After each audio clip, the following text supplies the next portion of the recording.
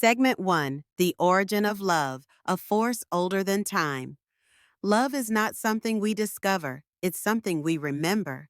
It is not a new experience, it is the most ancient truth embedded in our very being. Before we spoke words, we reached for connection. Before we built cities, we built relationships. Love predates time as we understand it. It is not just human, it is divine. It is the language of the soul, the music of the heart, the rhythm that the universe hums when it is at peace. From the moment we arrive on this earth, we are immersed in love's presence. A newborn does not understand words, but it understands warmth. It recognizes a heartbeat. It responds to care, and in that recognition, something eternal is awakened. That is our first lesson in love, that it is felt, not defined, that it is not something we earn, but something we are born into. As we grow, we learn to name love, but in doing so, we often limit it. We mistake it for romance alone, for possession, for dependence. But love is far greater, far deeper than what we are taught in fairy tales. Real love, true love, is expansive. It is patient and wild, soft and unbreakable, quiet and revolutionary. It can be both a whisper and a roar. Love is not always comfortable, but it is always sacred. It disrupts our selfishness. It confronts our fears. It demands our vulnerability, and in return, it offers a glimpse of the divine.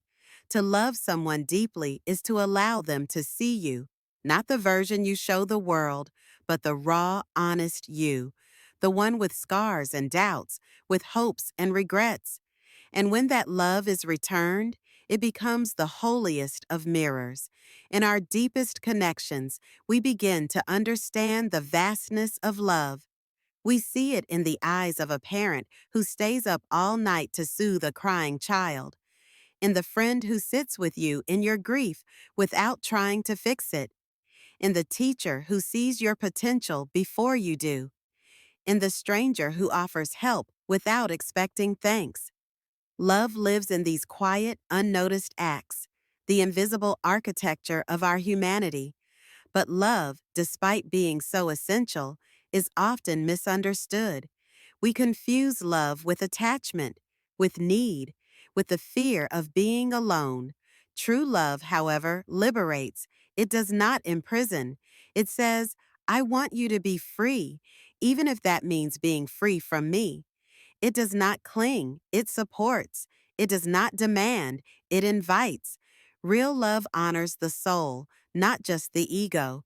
Love asks us to be brave, to step into unknowns, to risk our hearts, to extend ourselves beyond comfort. And yes, love sometimes hurts. It leaves us open, raw, exposed.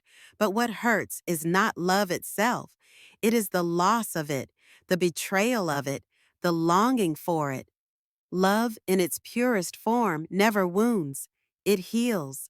We carry love in our memories of those we've lost, of those who shaped us, of those who reminded us who we are. And in that way, love never truly leaves. Even when someone is gone, the love remains. It becomes part of the tapestry of who we are. It shows up in how we care for others, in the softness of our voice, in the resilience of our hope.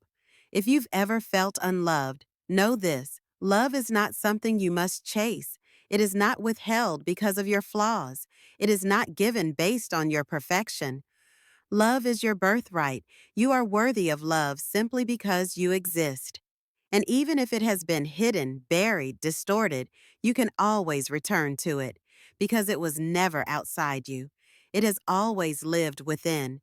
The first step in experiencing deep love is not finding the perfect partner, the perfect friend, or the perfect life. It is looking inward. It is meeting yourself with compassion, sitting with your own soul and saying, I see you, I forgive you, I love you. Self-love is the key that unlocks every door to meaningful connection. When you learn to love yourself, you stop seeking people who complete you. You seek those who complement you, who reflect your light, who honor your truth. In our next chapter, we'll explore the many expressions of love, how it shows up in different relationships, and how each form helps us grow. But for now, remember this: you are not empty, you are not unlovable, you are not too broken. You are and have always been made of love. Let this be your truth. Let this be your beginning. Segment 2: The Many Faces of Love, Beyond Romance, Beyond Words. Love wears many faces. It is not confined to one shape, one feeling, one story. Too often, we are taught that love is linear: one person, one path, one ending. But real love is not bound by such limitations. It is infinite in form. It is the thread that connects all relationships of meaning and depth. It shows up in different ways, in different seasons, in different souls, and each form carries its own wisdom.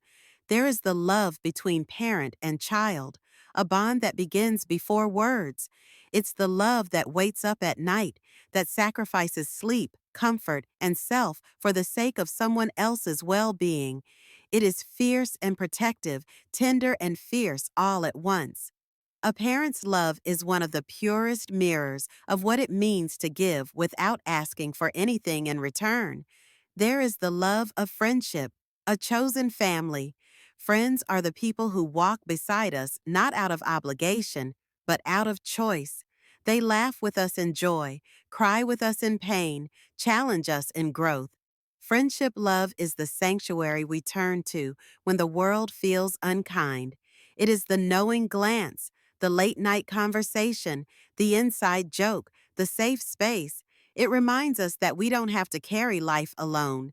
There is romantic love, the kind most glorified, yet most misunderstood. Real romantic love is not just attraction or infatuation. It's not about finding someone who completes you, but someone who sees you as whole. It's built in trust, honesty, and shared growth.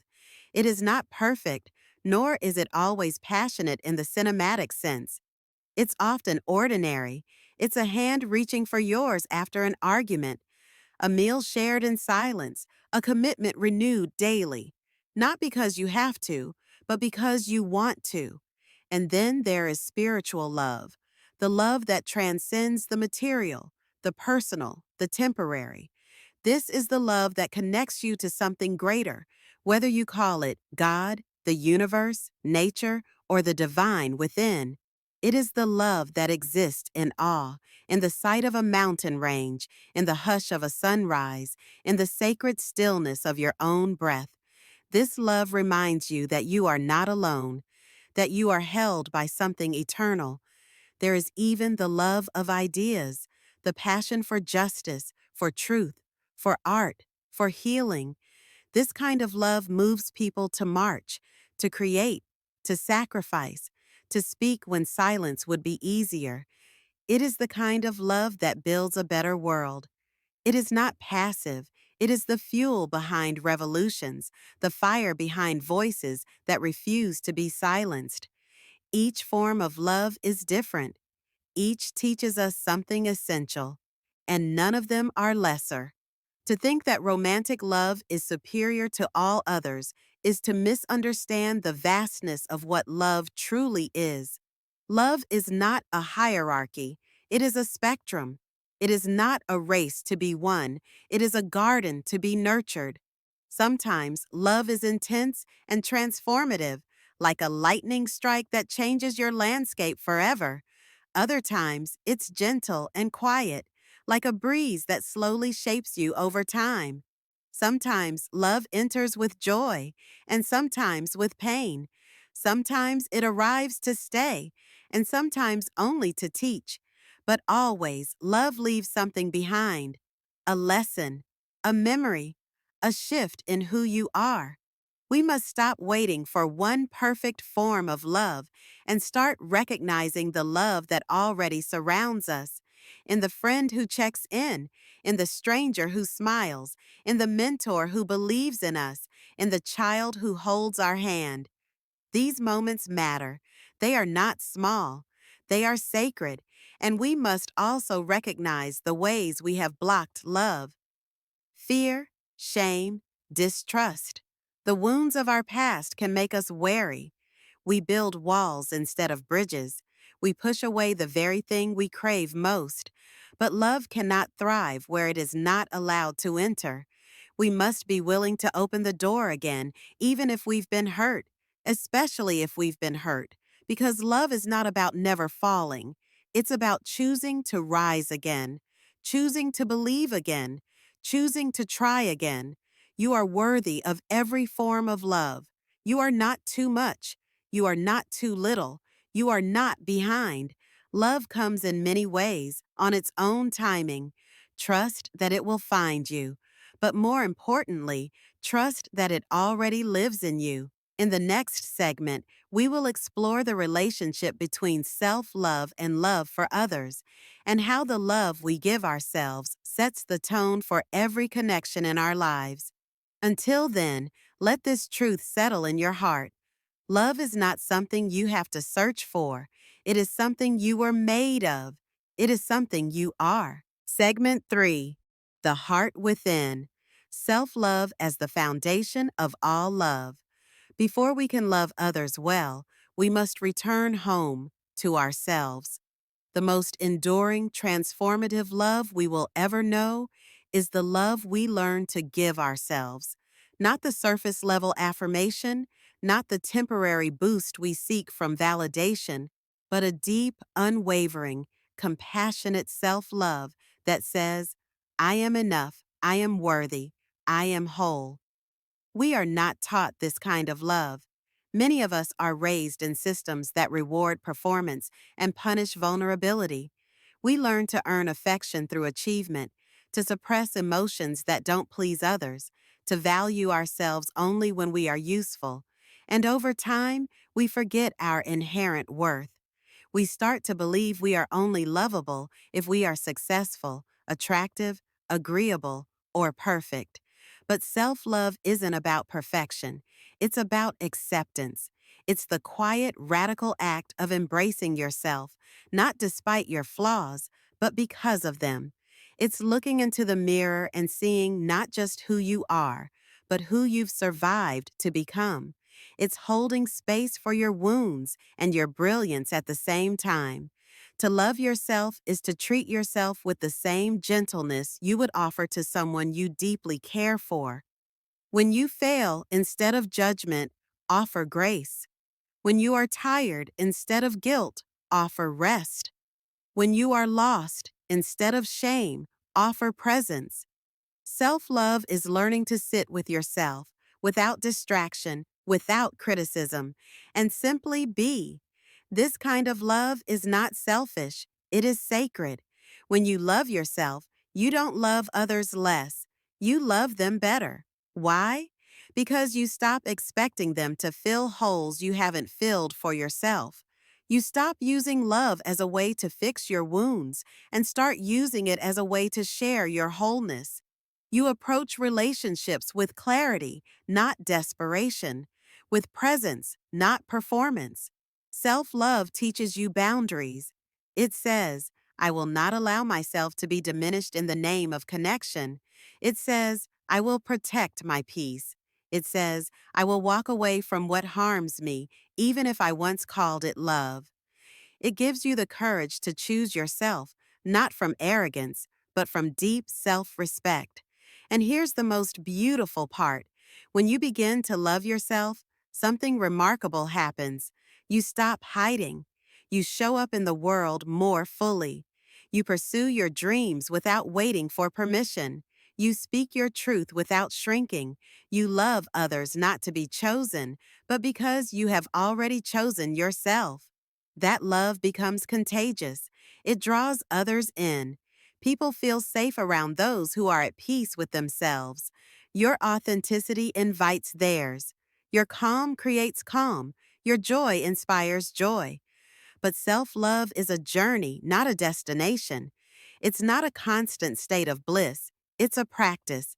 There will be days when doubt returns, when the old voices get loud, when the mirror feels harsh. On those days, return to your breath. Return to compassion. Speak to yourself the way you would speak to a hurting child, with patience, with understanding, with kindness. Remember, your relationship with yourself is the only one that lasts a lifetime. Make it a loving one. Make it honest. Make it kind.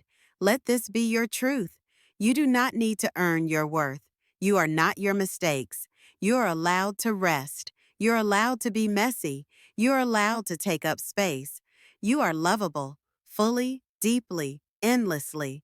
In the next segment, we'll dive into how love teaches us through loss, heartbreak, and healing, and how even pain can carry the wisdom of love. Until then, be gentle with yourself. You are learning, you are growing, you are worthy, and most importantly, you are loved. Segment 4: Love Through Loss, Pain, Healing, and the Wisdom of the Heart. Love, for all its beauty, does not come without pain. To love deeply is to risk deeply. It is to open yourself to joy, yes, but also to the ache of absence, the grief of goodbye, the sting of betrayal, the silence that follows a love that once roared. But this, too, is love's lesson, that even in its loss, love leaves behind something sacred. Heartbreak is not the opposite of love. It is evidence of it. You do not grieve something meaningless. You do not ache for something hollow. Grief is the price of love, and though the cost may be high, the worth is beyond measure. When someone we love leaves, whether by choice, by time, or by death, we are changed.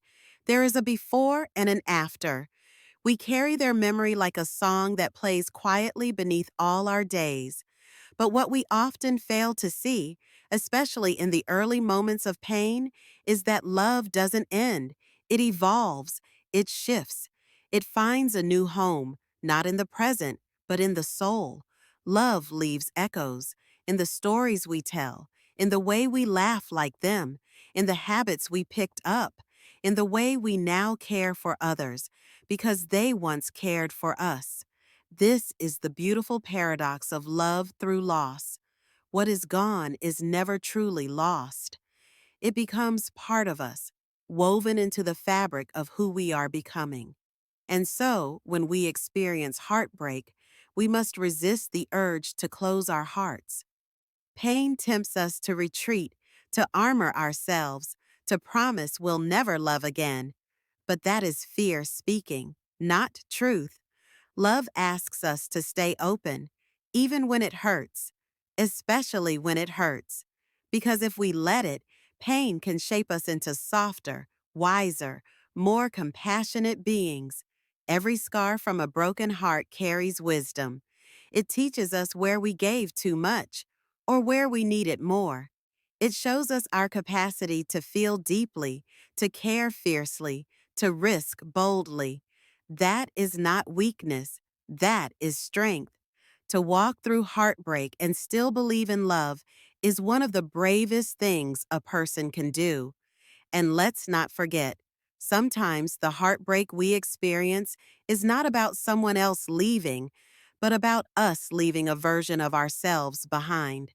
Sometimes we grow out of places, people, or patterns that no longer serve us. And that growth, while necessary, can still feel like grief. But even here, love is present. Love says, you are allowed to evolve. You are allowed to outgrow. You are allowed to choose yourself. Healing from love's losses is not a linear path. Some days you'll feel whole. Other days, the ache returns like a wave. Let it come. Let it move through you. Do not rush it. Healing is not about forgetting. It's about remembering with peace. It's about allowing the love to remain without being haunted by its absence. And along the way, let yourself be supported. Let others in. Let them remind you that you are not alone in your sorrow. Love doesn't only come from the one you lost. It comes from those who show up when you're hurting. Accept their presence. Accept their care. Let love return to you in new forms. Most importantly, offer yourself grace. You are doing the best you can. and you are learning that your heart is far more resilient than you once believed. It may break, but it also heals. And every time it does, it becomes stronger, more open, more capable of holding the full spectrum of life. In the next segment, we will explore how love transforms us, not just who we are with others, but who we become through the act of loving itself. But for now, let this truth settle into your bones. Love may leave, but it never disappears. It stays in the way you move through the world. It lives in the tenderness you show. It breathes in the memories you carry, and it waits for you in new beginnings, in quiet moments, in the next heartbeat. Let love lead you, even through the pain, especially through the pain. Segment 5. Love as transformation, becoming through connection. Love doesn't just accompany us, it changes us. It is the alchemy of the soul, the unseen force that reshapes us from the inside out. When we love and are loved in return, we become more than we were. Not because love makes us whole, but because it reminds us that we were whole all along and invites us to live as if that's true. Love transforms not by giving us something we lack, but by reflecting back what was always within. It helps us remember our worth. It challenges us to grow. It softens our defenses. It expands our understanding of what it means to live fully and courageously. In the presence of real love, we begin to evolve, not out of obligation, but from inspiration. We become more honest, more tender, more attuned to beauty. Love makes us notice things we once ignored, the way light falls across a room, the laughter of a child, the tremble in a friend's voice. Love heightens our awareness. It brings color to the grayscale of routine. It invites us to feel deeply, and through that feeling, to awaken. To love is to take a risk, not just of being hurt, but of being seen.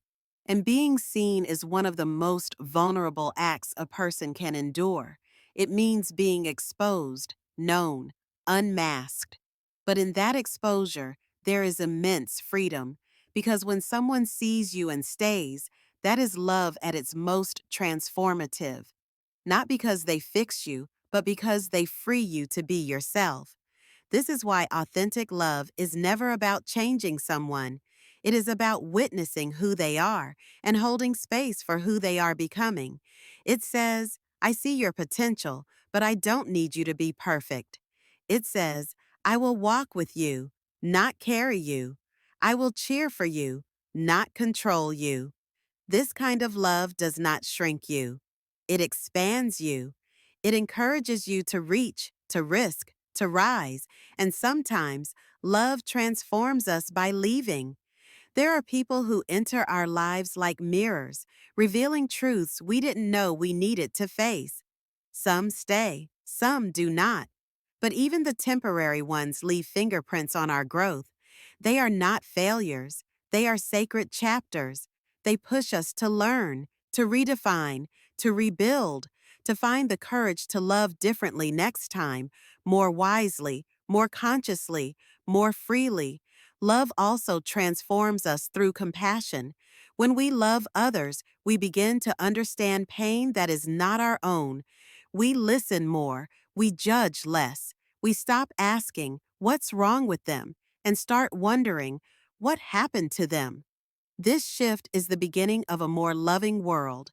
Because when we view others through the lens of love, we see humanity, not enemy, not other, not threat, just another heart doing its best. And let us not forget, love transforms how we treat ourselves. When we begin to love who we are, not just the parts that shine, but the parts that ache, we become less reactive and more reflective. We forgive ourselves faster. We let go of shame. We hold our own hearts with gentleness. We become safe in our own presence. And that safety becomes the foundation upon which every other connection is built. Love is not a single moment. It is not a one-time realization. It is a practice, a way of living, a posture of the heart. It is how we show up for others, for ourselves, for the world. It is not always loud. Sometimes it's the simple act of not giving up, of continuing to show up when it would be easier to withdraw, of saying, I'm here when someone needs to hear it most. And yes, love is a feeling, but it is also a decision. It's the decision to see people for who they are, not just who we want them to be. To listen when it's hard, to stay when it's uncomfortable, to tell the truth with kindness, to give without keeping score, to create space, not cages. In every relationship, we are either building or breaking. Every word, every glance, every silence has weight. And when we choose to love, not just with sentiment, but with integrity, we build bridges where there were once chasms. We offer safety where there was once fear. We become light where there was once darkness. So let love transform you. Let it undo what no longer serves you. Let it call forth the best in you. Let it awaken the courage you didn't know you had. And as it transforms you, let it transform the world around you. In the next segment, we will explore how love can be a collective force for good, how it heals communities, repairs injustice, and builds a more compassionate world. But until then, carry this truth with you. You are a vessel of love. You are allowed to change. You are allowed to grow.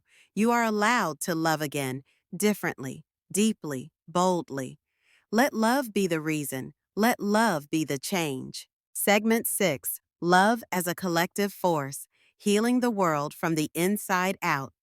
When we think of love, we often picture intimacy, family, friendship, individual experiences of connection. But love, in its greatest form, is not just personal, it is collective. It is a force that has the power to heal not just hearts, but entire communities. Love is a social revolution. It is not only what we feel, it is what we do. And when practiced widely, it has the power to transform the world. Love becomes collective when it transcends the personal and touches the public. It's the compassion that leads strangers to help strangers. It's the empathy that moves communities to support one another in crisis. It's the insistence that every human being, regardless of race, gender, age, orientation, or background, deserves dignity and respect. Love is not passive. It is not just kindness in private moments. It is courage in public ones. It is choosing justice over comfort. It is refusing to be silent in the face of suffering. It is standing up when others sit down. Love that does not act is not love. It is sentiment. And sentiment without action changes nothing. To love others deeply is to care about the systems that impact them. It is to ask, who is being left out? Who is being hurt? Who needs more support? Love listens, but it also challenges. It asks us to confront our own biases. It invites us to change, not just internally, but externally, to make our love visible in the way we vote, work, speak, and live. In this way, love is not soft. It is fierce. It is the fire in movements for equality. It is the heartbeat behind change. It is what sustained those who marched for civil rights, who fought for liberation, who continued to stand in the gap for those without power. They did not act out of anger alone. They acted out of love. Love for the future. Love for freedom. Love for people they may never even meet. If we want to live in a world rooted in love, we must build it, brick by brick, act by act, word by word. We must model love not just in our relationships, but in our policies, our cultures, our schools, our economies. Love cannot thrive in the soil of injustice. It cannot breathe in the air of inequality. It needs fairness. It needs truth. It needs repair. That begins with us, with how we treat people we don't understand, with how we respond to anger, to fear, to division. Love invites us to be the bridge, to be the calming presence, to be the listener, to be the forgiver, not because we excuse harm, but because we believe in healing more than revenge. And in a world filled with noise and outrage, love is radical. Love says, "You matter, even if you disagree with me." Love says, "You are not my enemy. You are a human being." Love says, "We can find a way forward together." This is not weakness. This is the most powerful stance one can take, to choose unity in the face of separation, to choose peace when war would be easier. Collective love shows up in community service, in neighborly care, in activism, in giving a platform to those who've been silenced. It shows up when we feed the hungry, shelter the unhoused, educate the forgotten, and uplift the unheard. It shows up when we stop asking, "What's in it for me?" and start asking, "How can I serve?" This is how love changes the world, not with grand speeches, but with sustained action, with ordinary people loving in extraordinary ways, with hearts that refuse to harden, with hands that reach out instead of point fingers, with lives lived not just for self, but for others. You may not be able to fix everything, but you can love where you are. You can make your corner of the world warmer, kinder, safer. That is no small thing. In fact, it is everything. Because love, like light, spreads. One flame lights another. One act of love inspires the next. In the next segment, we will explore how love endures, how it weathers time, trials, and transformation, and why the most lasting legacies are always rooted in love. But for now, hold this truth close. Love is not only what we feel, it is what we fight for. It is what we give. It is what we build. Let your life be your love letter to the world. Segment 7, Enduring Love Through Time, Change, and Challenge. The truest test of love is not how it begins, but how it endures. Love, when rooted deeply, is not fleeting. It does not vanish when things become hard. It doesn't dissolve in conflict or drift away with change. Enduring love is steadfast. It grows alongside pain. It evolves through seasons. It holds on, not with force, but with faith. In our lives, we will face countless changes. Our bodies, minds, priorities, and dreams will shift. We will outgrow old versions of ourselves. And yet, in the midst of that change, love has the ability to remain. It is the one thing that can travel with us across time, not unchanged, but unbroken. The kind of love that lasts does not resist change. It adapts to it. Think of the relationships that span decades. They are not made of constant bliss. They are forged in resilience. They have survived misunderstandings, disappointments, grief, and growth. They are not perfect. They are committed. They are built on choosing, day after day, to see the goodness in one another, to recommit not only to being together, but to becoming better, individually and as one. Enduring love is not loud. It doesn't need constant affirmation. It is quiet and reliable, like the sun that rises every day, whether you notice it or not.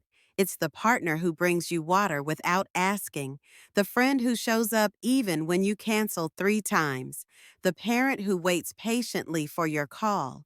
These small acts, repeated over time, are the bricks of lasting connection. To cultivate enduring love, we must accept that people grow, including ourselves.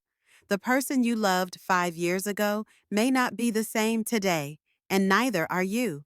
True love allows space for that growth. It welcomes evolution. It does not panic when change arises. It adapts. It becomes curious instead of critical. It says, "Let's learn each other again." An enduring love is honest. It is not afraid of the hard conversations. It does not pretend. It does not bottle resentment. It speaks the truth, even when the truth is uncomfortable. Because honesty is not what breaks love, it's what strengthens it. Secrets, silence, avoidance, those are the things that corrode connection. But when we tell the truth in love, we deepen trust. We remind each other, you are safe with me, even in your mess. Let us also acknowledge that enduring love sometimes looks like letting go. Not every relationship is meant to last a lifetime. Some are seasonal, some are situational. But even in the ending, love can endure. It endures in gratitude, in memory, in the quiet lessons left behind. Just because something ends does not mean it failed. If it taught you, changed you, healed you, or awakened you, it was love, and it lives on in who you've become. We must not measure love by longevity alone. A short love that is honest and whole is worth more than a long one that is hollow. What matters is not how long love lasts, but how deeply it is lived, how fully it is given, how truthfully it is expressed. Time is not the enemy of love. Time is its proving ground. It tests whether love is rooted in ego or in essence, in appearance or in authenticity, in convenience or in commitment. And love that passes the test of time is not marked by perfection. It is marked by presence. It stays, it listens, it learns. And yes, there will be moments when love is tested, when life becomes heavy, when tragedy strikes, when mistakes are made. But these are not signs that love has failed. They are invitations for love to rise with grace, with humility, with forgiveness, with the kind of strength that doesn't roar but simply says, I'm not going anywhere.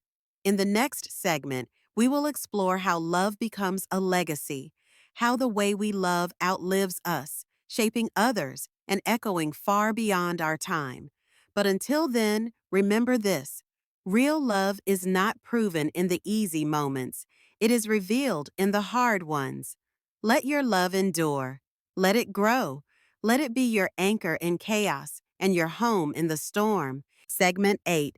Love as Legacy. What we leave behind. At the end of our lives, we will not be remembered for our possessions, our titles, or our perfectly curated image. We will be remembered for how we loved. That is our legacy, not the things we accumulated, but the lives we touched, the hearts we softened, the warmth we shared. Love is the only thing we give that outlives us. Every moment of love plants a seed, a kind word, a patient silence, a hand extended when someone is falling apart.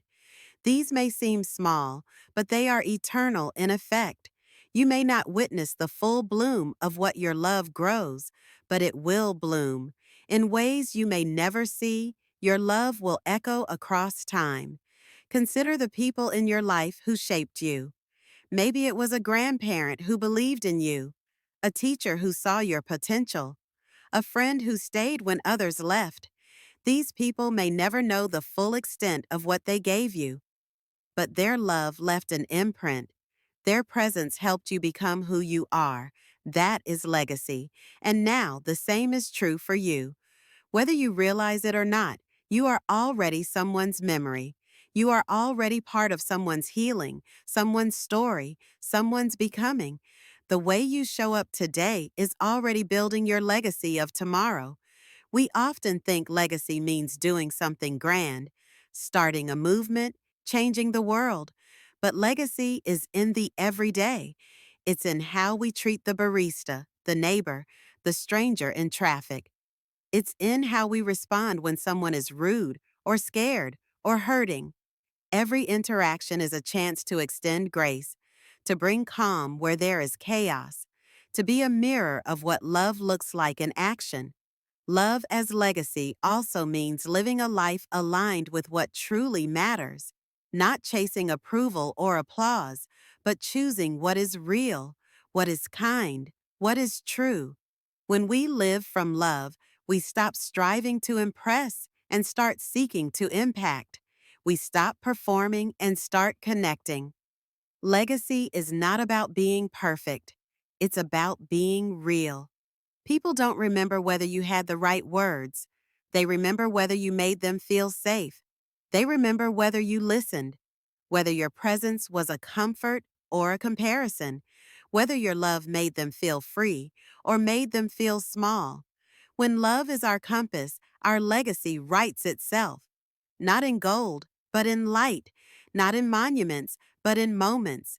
And those moments, those unseen, uncelebrated acts of love, are what build a life that matters.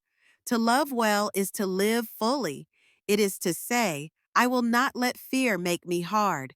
I will not let this world rob me of wonder. I will not let pain keep me from connection. That is a life worth remembering. That is a life well lived. And remember, the legacy of love is not only passed down, but outward. It ripples from you to others, from them to the world. A kind word can stop a suicide.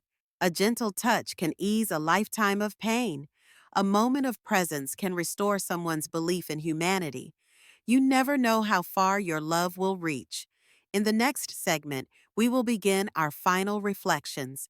How to live a life of love day by day. How to make it your lifestyle, your message, and your purpose. But for now, take this to heart. You are not here to be remembered for what you did. You are here to be remembered for how you loved. Let love be the mark you leave. Let love be the story they tell. Segment 9. A Life of Love, Practicing Love Every Day. If love is to be our legacy, then it must also be our practice, not just a feeling we chase in moments of intensity, but a way of living, a posture of heart and mind that we choose again and again in our homes, our work, our thoughts, our choices. A life of love is not made in grand gestures, but in consistent, intentional presence. Love lived daily is not always glamorous. It looks like patience when you want to snap. It looks like grace when someone disappoints you. It looks like asking, how can I help? Instead of saying, that's not my problem. It's the phone call to check in, the meal shared without expectation, the silent act of forgiveness no one will ever see. Living a life of love means letting go of the need to be right. It means releasing the armor we wear to protect ourselves from vulnerability. It means choosing to be kind when it costs us our pride. Love is not a weak choice. It is the strongest one we can make. It is not about surrendering our boundaries, but honoring them, not about tolerating harm, but committing to healing. Each day offers us opportunities to practice love. In traffic, in tension, in uncertainty, every frustration is a moment to pause and ask, how would love respond here? It won't always be easy. Sometimes it will mean walking away. Sometimes it will mean speaking hard truths. Sometimes it will mean holding space for someone without needing to fix them. Love doesn't always feel good, but it always leads to good. And love, when practiced daily, changes not just how we relate to others, but how we experience ourselves. The more we love outwardly, the more compassion we build inwardly. We stop seeing ourselves as a problem to solve and start seeing ourselves as a person to care for. We stop measuring our worth and productivity and begin to value our presence. Love in daily life is as much about how we treat ourselves as how we treat others. Do you speak kindly to yourself? Do you forgive your mistakes? Do you give yourself permission to rest, to fail, to begin again? Self-love is not self-centered. It is the soil from which love for others grows. You cannot give what you do not allow yourself to receive. To live a life of love is also to embrace wonder, to stay awake to beauty, to see sunsets as gifts, not backdrops, to hear laughter as music, to hold a child's gaze without distraction. Love notices, love lingers, love listens, and in doing so, love elevates the ordinary into the sacred. When love becomes your way of life, it shapes your priorities. It teaches you to value connection over convenience, peace over power, meaning over success. You begin to care more about how your presence affects a room than how your resume appears online. You start choosing simplicity, presence, and purpose, not because you have to, but because you finally see that these are the things that fill the soul. This practice doesn't require perfection. You will fall short. You will forget.